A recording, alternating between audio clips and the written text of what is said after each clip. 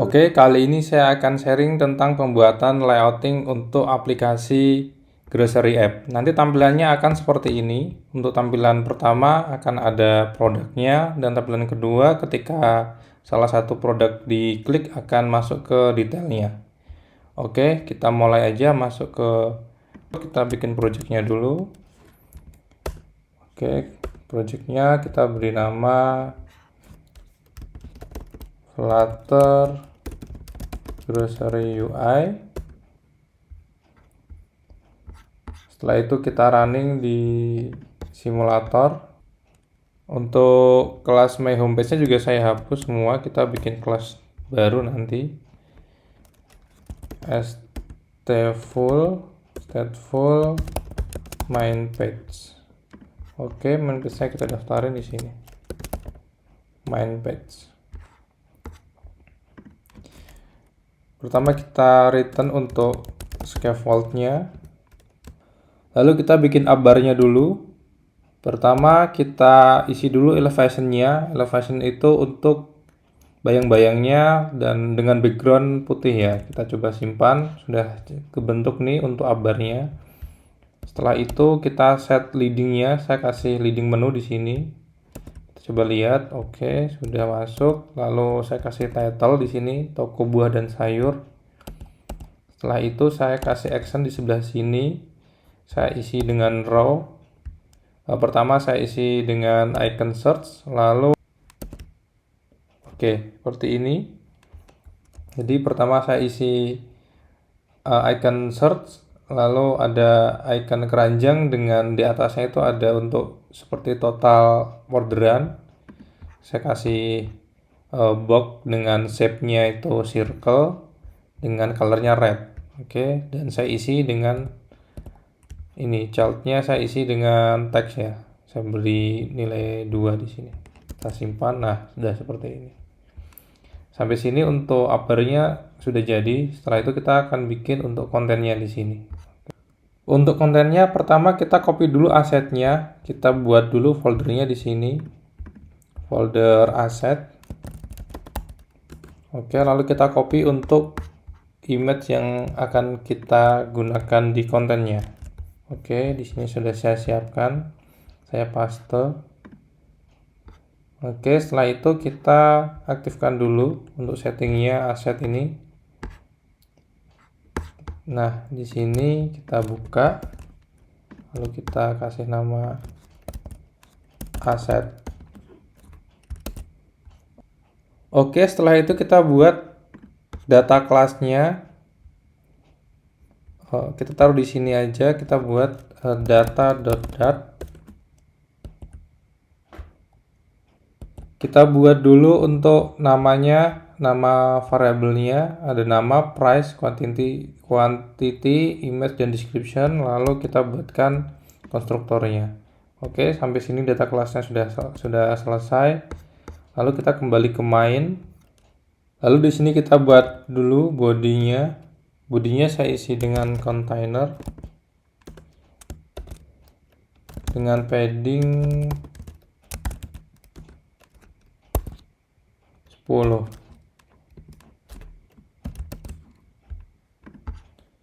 Nah, di sini untuk child-nya kita kasih dia grid view count 2.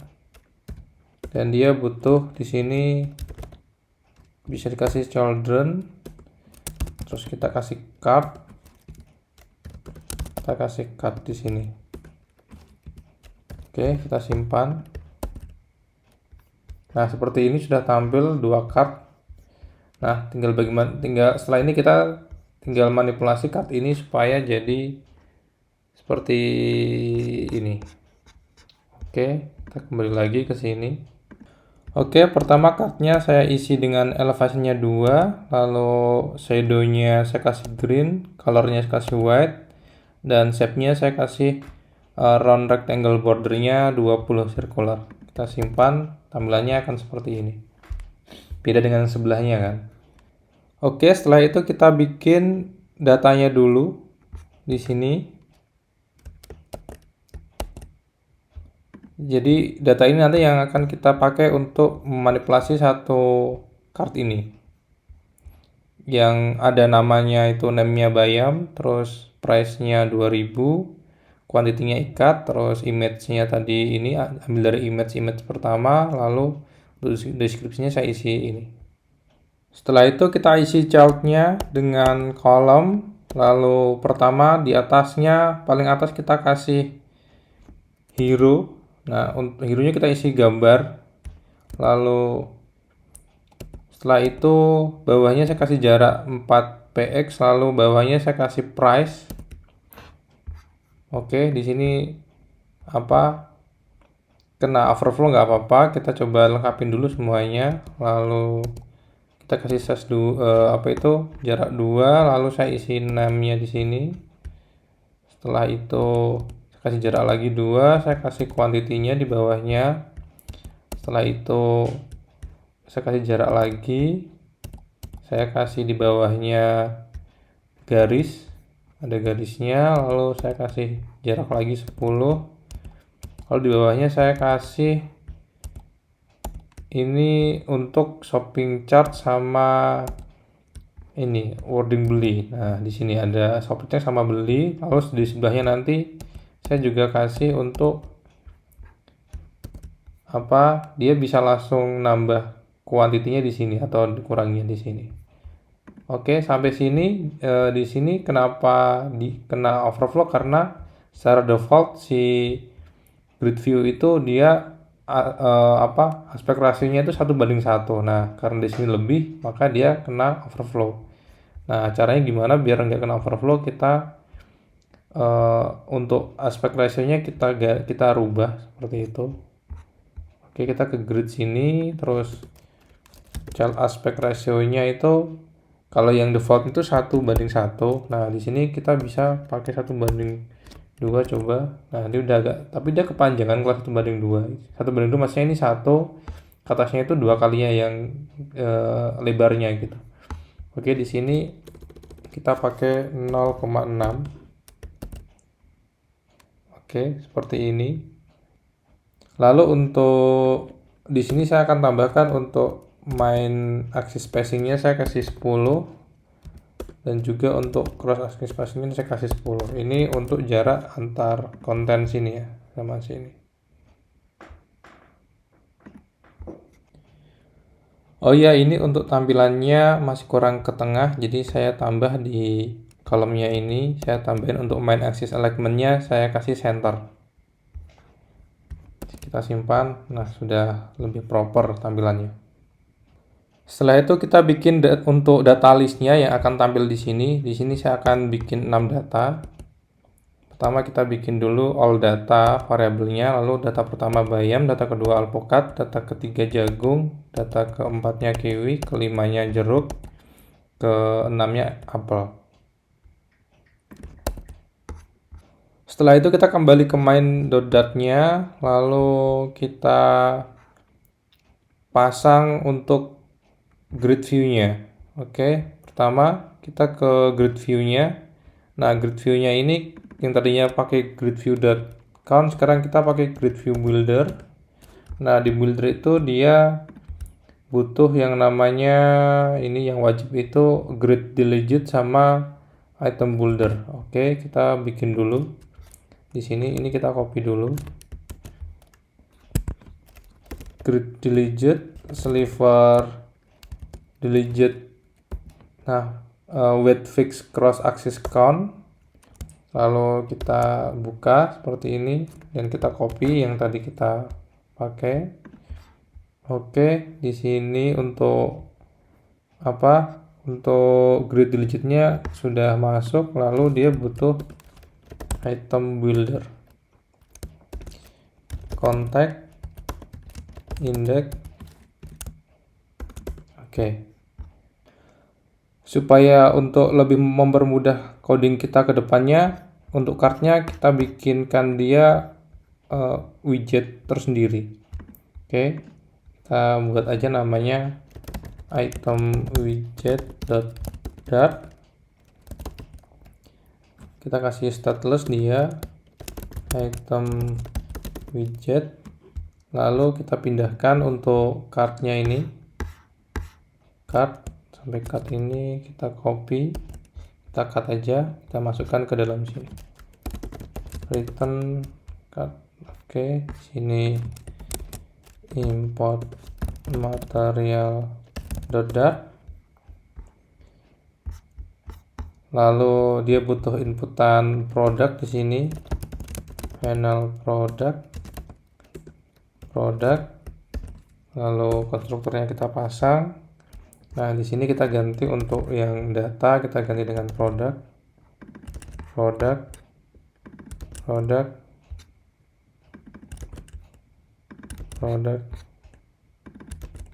Oke. Kita lihat, oh di sini dia pakai tutup. Di sini untuk item jet-nya sudah selesai. Kita bisa pasangkan dia di sini.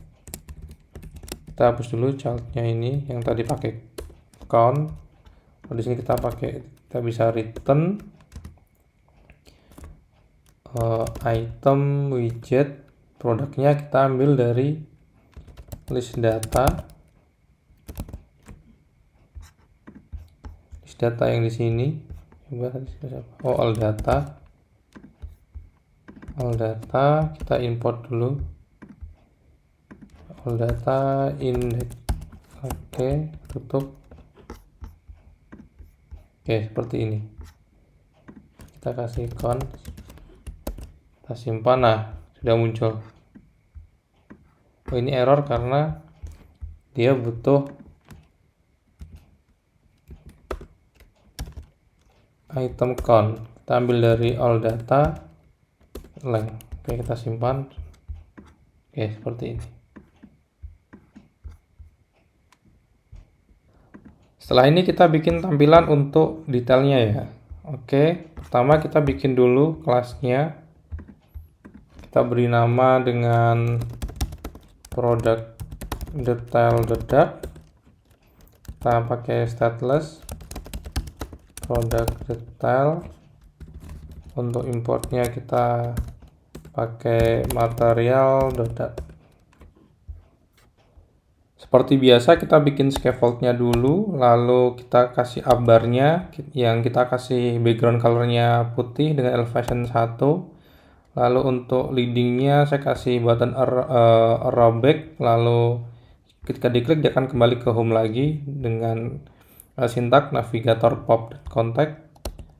Setelah itu di tengahnya saya kasih title detail, lalu untuk actionnya saya kasih favorite border seperti itu. Oke, sampai sini untuk produk detailnya sudah jadi. Kita bisa pasang ke item widget ini. Oke, cara masangnya, jadi nanti ketika ini diklik dia akan masuk ke produk detail. Jadi kita bisa pasang dia di cardnya ini. Kita bisa pakai gesture detector, lalu kita kasih on tap. Oke, kita bikin anonymous function di sini. Kita pakai navigator.push, terus contact. Di sini kita pakai material page route, builder, lalu di sini ada contact.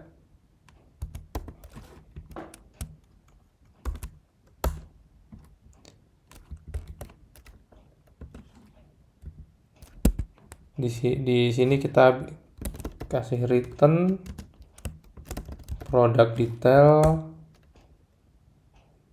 dimana produk detail dia butuh, coba, oh dia masih kosong, belum saya kasih final count product, kasih product, lalu kita masukkan ke generatornya.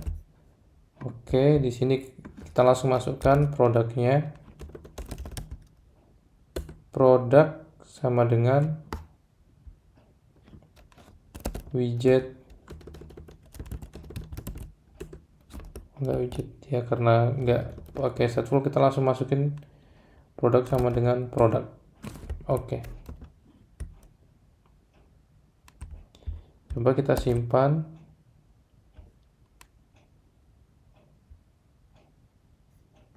Kita klik. Nah, ini sudah masuk ke page. Setelahnya kalau kita klik, dia akan balik. Oke, selanjutnya kita tinggal menata layouting untuk detailnya. Oke, kita masuk ke sini. Lalu di sini kita nanti isi bodinya. Selanjutnya kita isi bodinya. Pertama, bodinya saya isi dengan kolom dengan cross axis-nya center supaya nanti ada di tengah. Lalu kita isi childnya. Yang pertama kita isi product name-nya. Kita simpan nih, sudah ada di sini. Lalu di bawahnya ada hero, si gambarnya saya kasih di dalam hero biar nanti ketika di produk home screen-nya dikecil, diklik dia akan besar di sini karena dia menangkap tag yang sama. Oke, di bawahnya saya kasih untuk harganya di sini. Lalu di bawahnya lagi description-nya. Lalu di bawahnya lagi kita set untuk ininya button pesannya. Pertama kita isi dulu untuk di sininya jumlahnya, lalu setelah itu kita isi untuk button pesannya di sini. Oke, nanti hasilnya seperti ini. Oke, kita coba. Nah, seperti ini teman-teman. Nah, ini kan dia masih belum bisa diklik nih ya kan. Nah, kalau kita pengen ini bisa dinamis, kita bisa bikin pertama kita jadikan dulu statelessnya ini jadi stateful. Setelah itu kita bisa kasih dia integer count sama dengan 1. Terus kita bikin function di sini void add count sama dengan count plus 1. Terus kita set state di sini. Di bawahnya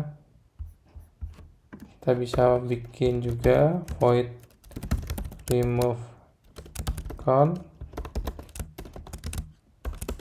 Lalu kita kasih kondisi if count tidak sama dengan 0, maka count sama dengan count minus 1. Lalu kita set state.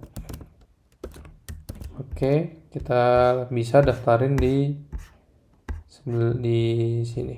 Oke, ini karena on trace-nya dia butuh function, jadi tinggal kita masukin aja. Yang pertama dia minus ya, berarti remove count. Nah, yang kedua dia add count. Kita simpan, kita coba.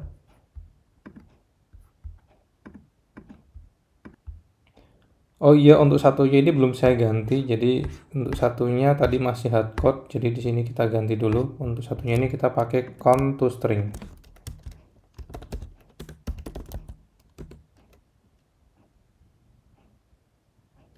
Const-nya kita hilangin. Oke, di sini kita kasih const. Kita simpan. Nah, seperti ini.